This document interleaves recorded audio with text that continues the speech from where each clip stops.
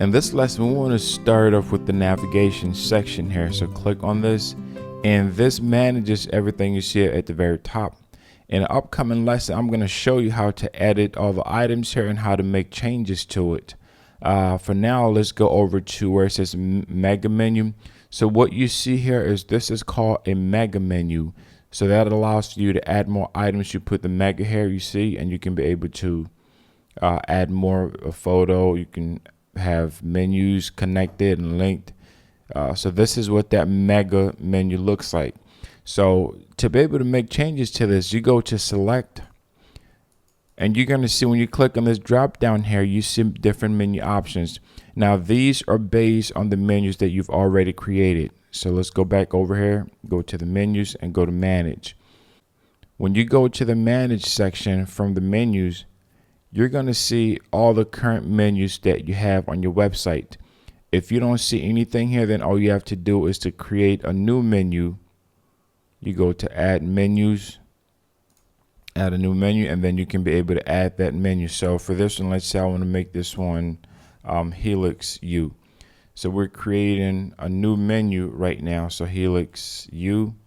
Anytime you see this asterisk, that means that is required. And you can add a description, which I can just put Helix U. Okay, so now let's go over to the permissions here. I didn't go over a lot about the permissions, but one of the beauties about Joomla is that if I'm creating a new menu that I don't want accessible to the public, I can come in and choose the particular actions. But for now, don't worry so much about this because I want to keep it very basic so you understand the core principle behind it. And you have the option here if this is to be used for the site, which means the front, you can add items in the front end, or if you want this to be used for the administrator. For now, let's leave it as the site and let's click on save and close. So we've created a new menu here. But when you go on the back end and you click on the drop down, you don't see anything. That is because you would have to click on save, and you would have to also reload this page. So once you've reloaded the page or refreshed the page, you click on the select. Now the drop down includes the Helix. So if you wanted to create a special menu for the home page or for the site, you can choose this Helix U, and all of the content that you've created on this menu, which right now is just saying 0, we don't have anything there. That is what is going to show. So let's go back here. And let's say I wanted to change it from the main to the company.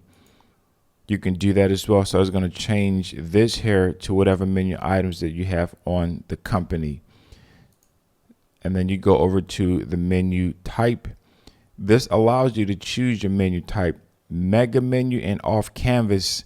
What that means is the off canvas is what you see right here. So this is the off canvas, which works on your mobile devices, and then you have just the off canvas alone. So what that means is if you choose that option, it's going to have just the off canvas menu and not all those links right here.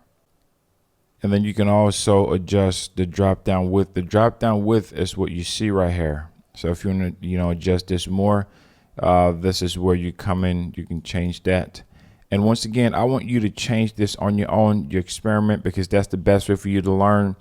So some things, I won't demonstrate it for you, but I'll tell you how to do it. And then you can kind of, work on it, because that's the best way for you to learn how to, do something. So for the drop down animation, what this means is what type of animation do you want it to be? So if you click fade in, when someone put their mouse over the drop down on the front end, it's going to have a fade in effect. The same thing for the zoom in. It's going to have a zoom in effect. And the same thing too for any one of these. Sometimes you get this message, you click close, you just have to, sometimes when this message pops, you just have to resave it again. And other times when you get that message, you just click reload or refresh and then do the same thing over again. So when you put your mouse here, you get a different effect. So you can experiment with these effects. You can change the width if you want to. Now let's go over to the off canvas. It gives you the option, do you want this on the left side or do you want this on the right side of the page? So you can choose both. So you can choose either left or you can choose right based on personal preference. And one thing that I forgot to mention here is that anytime that you add an off canvas menu, you need to go to the module positions here. I'm sorry, to the modules, and you have to add content for that module. So that way the off canvas. So like this one now, you notice here that they created a new module position. A module called off canvas. So when you click on it, you can assign a specific menu to this off canvas. So if you don't want so right here you got the off canvas, you can assign a specific module where it says select menu. So if you wanted the items from the new menu you created, you select that. So whatever menu you select here, that is what is going to show up on this off canvas, because sometimes maybe you don't want the repetitive to have the main menu show up as the off canvas menu. In that case, this is where you can be able to come in. You can change it on the module section, and it is going to change on the front end as well. So it's very simple for you to be able to, adjust the off canvas, the right or the left. Once again, this is really great for mobile phones and gives you a lot of flexibility in terms of how you want things to be laid out. So again, feel free to just kind of play with the settings and see what you're able to come up with.